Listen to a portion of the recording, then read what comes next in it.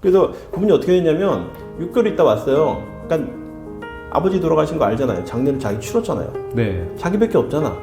그거 알잖아요. 알잖아요. 네네. 그리고 6개월 있다 왔으니까 이미 시간이 경과됐단 말이죠. 근데 그게 또 주의하셔야 될 게 내가 승인 안 했는데 승인이 돼버리는 경우 있어요. 나 법원에 가서 했단 말이죠. 근데 무효가 되는 경우가 있어요. 이 부모님의 상속도 이제 재산뿐만 아니라 이 책에도 나오지만 아버지가 돌아가셨는데 빚이 있단 말이에요. 그렇죠. 이 빚도 그러면 자녀가 상속을 해야 되나요? 이 부분에 대해서? 그럼요. 그러니까 상속이라는 네. 게 영어로 하면 inheritance라고 해서요. 이어지는 거거든요. 아버지, 어머니, 이 부모, 선대의 모든 것들이 이어지는 건데 그건 재산적인 것도 이어지고 정신적인 것도 이어지고 이미 이어진 우리 DNA가 그렇죠. 뭐 이렇게 이어졌잖아요. DNA도 상속을 받은 거죠. 상속 받은 거잖아요. 네, 맞아요. 네. 그렇기 때문에 모든 것에는 재산, 물질로만 따진다면 적극적인 재산도 있지만 소극적 재산인 부채도 상속이 되는 거죠. 돈이 없는 사람들도 이 책 읽어야 됩니까? 읽으시는 게 좋다고 보는 게 재산이 없는데 우리 아버지가 맨날 사고 치고 다니셨어. 그런 분 많죠. 많아요. 네. 집안에 꼭 이렇게 있다 보면 어딘가에 있어요. 그러면 어떻게 하지? 나중에 어떻게 하지? 그러다가 내가 진짜 안타까운 사회는 어떡하지? 그러다 6개월 지나서 오신 거예요. 시기를 놓쳤군요. 뭔가 할 수 있는. 얘기해보니까 방법이 없어요. 왜냐면 상속이 됐어요. 상속이 됐다는 게 뭐예요? 돌아가신 날 사망진단서 1 그게 상속 개시일이라고 그래요. 상속일, 상속 개시일. 그날에 상속이 있었음을 알았어요. 만약에. 그러니까 그게 또 뒤에 알 수도 있잖아요. 돌아가셨는데 뭐 상속을 나중에 있었음을 알고 내가 상속인이 됐다는 걸 나중에 알았어요. 왜 상속 순위가 있으면 내가 상속인이 된 걸 모를 수 있잖아요. 네. 돌아가시고 내가 상속인이 됐다는 걸 알게 된 날로부터 3개월 이내에 신청하셔야 돼요. 빚이 많으면 3개월 이내에 조치를 해야 돼요. 어디다가? 가정법원에 신청을 해야 돼요. 조치를 하셔야 돼요. 그거는 놔두면 그런 말 있잖아요. 권리 위에 잠자는 자는 보호가 되지가 않아요. 그래서 그분이 어떻게 됐냐면 6개월 있다 왔어요. 그러니까 아버지 돌아가신 거 알잖아요. 장례를 자기 치렀잖아요. 네. 자기밖에 없잖아. 그거 알잖아요. 알잖아요. 네네. 그리고 6개월 있다 왔으니까 이미 시간이 경과됐단 말이죠. 근데 왜 이렇게 짧게 했냐면, 저도 좀 불만이 있지만, 왜 그런가 봤더니 이게 돌아가신 분 망자에 연결된 경제적 이해관계가 있는 사람들이 많이 있을 거 아니에요? 채권자들. 그분들 보호도 또 해야 되지 않습니까? 그러니까 3개월이라는 기간을 두고 있는 거예요. 3개월 이내에 해야 되는데, 그걸 안 하고 6개월이 됐다. 그러면 구제가 안 되니까, 그러면 어떻게 되냐면, 불안에 떠는 거죠. 아버지 채권자가 달려오는 거죠, 이제. 그러니까 그런 일들이 발생하기 때문에 그 기간은 꼭 지키셔야 되는데, 그러니까 상속에는 일단은 그 상속을 받느냐 안 받느냐를 법적 용어로는 3가지가 있습니다. 난 받겠어. 그건 그냥 승인이라고 하면서 단순 승인. 그냥 승인은 가만히 있으면 승인 되는 거죠. 다 받는 거예요. 그러면 내가 받겠다는 의미는 나는 빚은 안 받고요. 난 재산만 받을래요. 그건 안 되는 거예요. 다 받는 거예요. 다 받는 거예요. 다 받는 단순 승인이고 두 번째는 한정 승인이 있어요. 나는 모르겠으니까 재산의 범위 내에서 내가 받는 재산의 범위 내에서만 빚을 질래. 그거는 이제 아버지가 순자산이 많은 경우는 그걸 선택하시는 게 좋겠죠. 세 번째는 상속 포기. 기부업이에요. 완전히. 나 안 받을래. 상속 포기거든요. 한정 승인이나 상속폭이나 상속인이 내가 됐으면 안 날로부터 3개월 이내는 하셔야 된다는 거를 기본적인 그거는 꼭 알고 계시고요. 그래서 그거는 권리 위에 잠자시면 큰일 나기 때문에 제 생각에는 꼭 그거는 알고 계시는 게 중요할 것 같고, 그게 비일비재하게 많이 발생합니다. 요즘에 그 금융권의 제2금융권의 연체율도 높아지고 금융채무가 되게 많아진 것 같지 않습니까? 그러니까 네, 맞아요. 우리가 잘 사는 것 같지만 지금 경기가 침체되고 되게 어렵거든요.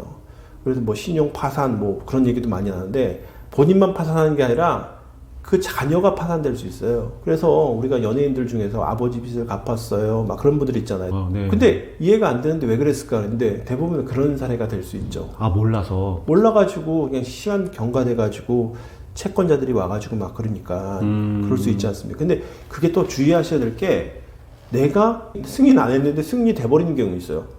나 법원에 가서 했단 말이죠. 근데 무효가 되는 경우가 있어요. 그래요? 법원에 가서 다 했어요. 나는 한정 승인 했는데, 근데 당신 뭐였는데 이렇게 되는 거예요. 상속을 하다 보면 이제 돌아가셨어요. 장례 치르죠. 장례 치르고 나면 이제 상속 장례 지도사가 막 얘기하잖아요. 이렇게 해서 뭐 동사무소에서 사망진단서 갖다 놓고 사망신고하시고 막 그렇게 얘기를 도와주는데 잘못 얘기하시는 분들이 있어요. 돌아가신 거는 우리만 알잖아요. 네. 병원이 알고. 그럼 병원이 그 돌아가신 날짜를 구청에다가 전산으로 연결해가지고 뭐 그렇게 안 해요. 아니 그렇게 안 하죠. 돌아가셨잖아요. 그러면 이거 누가 하냐면 이 사망 진단서를 가지고 일자가 써 있잖아요. 그거 가지고 동사무소에 갖다 내면 동사무소 전산망에 들어가면서 그게 두두두두 다가가가지고 이제 국가에서 이 사람 죽었다 이렇게 되는 거예요. 돌아가셨다. 그러면 이거를 사망 진단서를 갖다 주는 건 언제 갖다 주냐면은 장례 치르고 이제 한 30일 내에 이제 사망 신고하러 갈 거 아니에요. 사망 신고하러 가는데 그때 사이에는 돌아가시긴 돌아가셨는데 이게 모르는 거예요. 사람들이 돌아가신 거를 이 금융권이나 하는 데를. 그러니까 장례지도서가 이렇게 얘기하는 거죠. 자, 지금 급한 돈이 있으면 쓰실 돈이 있으면 빨리 찾아 놓으세요. 그 카드로 또는 카드로 쓰실 일 있으면 빨리 쓰세요. 큰일 납니다. 망자의 재산을 인출하는 거, 망자의 재산을 사용하는 거, 그렇게 되면 그냥 단순 승인으로 돼버릴 수 있어요. 그게 자동적으로 단순 승인이 되는군요. 네. 그 자동적으로가 아니라 이제 그 사람은 산정 승인을 내가 신청했는데 채권자들이 그걸 갖다가 이슈를 제기하면 법정 다툼이 되고 그거는 단순 승인의 사유가 될 수가 있다는 거예요. 이거 좀 진짜 주의해야 아이고 되겠네요. 조심해야 돼요. 그러니까 저 어저께도 제가 상속세 상담하는데 이거 아버지 돌아가셨는데 이거 통장에서 빼가지고 지금 할 게 많은데 어떻게 하냐. 뭐 상속세 상담하러 오신 분은 당연히 재산이 많겠죠. 근데 그런 분들은 제가 그러죠. 자, 그런 사례가 아니시면 빼도 되는데 그렇게 신고하기 전에 해도 되지만 될 수 있으면 은행 같이 가셔가지고 상속인들 모두 가서 어머님 이름으로 바꿔놓으세요. 그렇게 말씀을 드리죠. 근데 대부분의 사람들은 그거 모르니까 막 인출하고 빚이 더 많은데 프로즌 동결시키셔야 돼. 딱 동결을 시켰다가 재산을 보고 부채를 보고 재산이 더 많다 싶으면 그때 승인을 하셔야 돼요. 단순 승인을. 그래서 그거는 꼭 주의하셔야 돼요. 네네네. 알겠습니다. 그 유언장을 어쨌든 지금 뭐 쓰시는 게 좋다, 상속 관련해서 쓰는 게 좋다고 했는데, 이 유언장을 쓰고 나서 이 자녀한테 뭐 큰애한테 뭐 얼마를 주겠다, 둘째한테 얼마를 주겠다라고 썼는데 유언장에 그거를 자식들한테 미리 알려주는 게 좀 더 현명한 방법인가요? 이 금액을 보통은 이제 잘 안 알려주잖아요. 얼마? 뭐 금액까지도 본인도 모르는 경우도 있을 거예요. 본인이 왜 모르냐면 평가를 못 하니까 이 상가가 2억인지 1억인지도 잘 모르겠고 그러니까 뭐 이 상가가 있다는 거 알고 이제 대부분 알잖아요. 화목한 가정들은 뭐가 있고 집도 있고 뭐가 있을 수 있고. 근데 그런 것들을 케바케인 것 같아요. 케이스 바이 케이스. 그러니까 이제까지 가족의 히스토리상 패밀리 비즈니스라거나 그러면 더 많이 할 거고, 비즈니스를 같이 하고 있으면 대화가 많이 있었으면 더 많이 할 거고, 그 다음에 이제 뭐 이혼 가정 같은 경우 더 모를 수도 있고요. 케이스가 틀리잖아요. 그러니까 그거는 상황에 따라 달라질 수 있을 것 같아서 무조건 뭐 저는 이제 뭐 대화를 하면서 이제 얘기하면서 그걸 갖다 공개도 하고, 그건 미국식 사고방식이죠. 어떻게 보면 미국식. 그러니까 화목한 가정의 미국식 사고방식은, 미국은 이게 되게 발전되어 있어서 이런 책들도 많아요. 저도 이제 그 책들을 많이 읽다 보니까 이런 개념이 잡힌 건데, 미국은 그래서 서로 논의를 하죠. 재산이 이렇게 있는데 다 오픈은 하지 않더라도 자녀들이 커올 때 어떤 조건을 주죠. 너희들이 성년 시절에 뭐 대학교에 입학하고 어떤 수준이 됐을 때는 재산을 이렇게 물려줄 수 있고, 5년 이상 어떤 큰 기업, 50인 이상의 기업에서 300인 이상의 대기업에서 근무를 했을 때는 어떤 조건으로 어떻게 물려주고, 그런 것들을 오픈하거나 서로 얘기를 해주거든요. 근데 그게 되게 좋은 점은, 안 좋은 점은 우리 시청자분들이 잘 아시는 것처럼 그 자녀를 망칠 수도 있고, 그다음에 과도한 기대를 하게 할 수 있고, 과도한 기대는 일을 안 하게 만들 수 있잖아요. 공부를. 그렇죠, 맞아요. 재산만 보고. 근데 그것도 안 알려주면 어떻게 되냐면 자녀들이 다 많이 안다니까요. 많이 알아요. 안 알려줬는데 기대만 하게 만드는 경우도 있어요. 근데 이게 최악이야. 안 알려주는데 애들은 아는데 기대만 하게 만들어. 그래서 상속은 감정이다. 이거는 감정과 신뢰라는 표현을 많이 쓰는데, 감정적으로 이제 다 아는데 이걸 막 조절하는 거야. 그러니까 아버지가 이 상가가 있는데 요번에 효도를 잘하는 뭐 효도 경쟁을 해서 이런 사람들한테는 더 주겠다. 네가 나한테 이렇게 쓰면 이거 더 주제. 이게 최악이에요.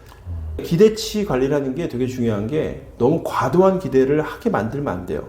그런 측면에서는 이거를 오픈해서 딱 알려주는 게 자녀들이 얼마나 수준이 된 사람들은 알려줄 수 있지만 수준이라는 게 자녀가 직업도 자기가 있고 열심히 살고 그런 애들도 있고 정말 망나니처럼 사는 애들도 있고 여러 가지 케이스가 있을 거 아니에요. 뭐 너무 천차만별로 극단극각을 말씀드렸지만 이 중간에 있는 친구도 있고 그거를 보시면서 과도한 기대를 못하게 하시는 분들은 많을 거예요. 또 기대치 관리를 하면서 기대치에 부응할 수 있는 사람들 같은 경우는 알려주면서 발전을 도모하는 게 좋죠. 왜냐면 보세요. 흙수저 안 좋죠. 그렇죠. 부모가 도움을 주면 좋죠. 네. 근데 그 근원적인 질문을 한번 해본다면 그럼 상속이라는 게 좋은 겁니까? 나쁜 겁니까? 뭐 그렇게 생각하시는 분들이 있어요. 상속을 해주는 게 아무것도 안 주고 이런 분도 있어요. 아무것도 안 주고 자녀가 스스로 알아서 성공하면 되지. 나도 그렇게 했어. 너희들 아무것도 안 줄 거야.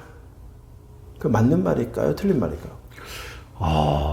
그러니까 이게 내가 능력은 좀 있어요. 그러면 만약에 제가 그 아버지의 자녀다라고 생각하면 그때부터 아버지를 미워할 것 같다는 생각이 들거든요. 그렇죠. 이게 보편적으로 그렇게 네. 인지상정일 수 있잖아요. 그게 네. 맞아요. 그래서 저도 이제 상속에 관한 책들을 많이 읽다 보니까 아버지나 부모가 이렇게 형편이 안 되는 사람이 아닌데도 불구하고 아무것도 남기지 않았을 때 가령 전 재산을 다 여자친구한테 주고 간다. 사귀고 있는 분한테 다 준다. 또는 어디다가 다 기부를 다 하고 간다.